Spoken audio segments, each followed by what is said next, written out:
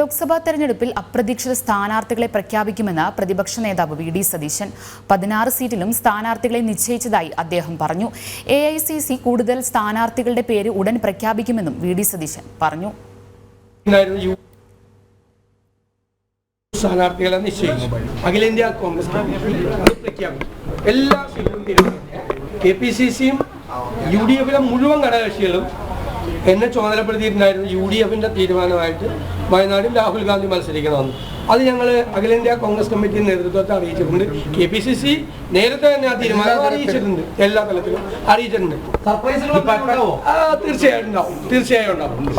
പേര് പറയില്ല. പേര് വലിയ സർപ്രൈസ് ഉണ്ടാവും. നിങ്ങൾ പ്രതീക്ഷിക്കാത്ത മാറ്റങ്ങൾ നമ്മുടെ ലിസ്റ്റിന്റെ അകത്ത് വരും.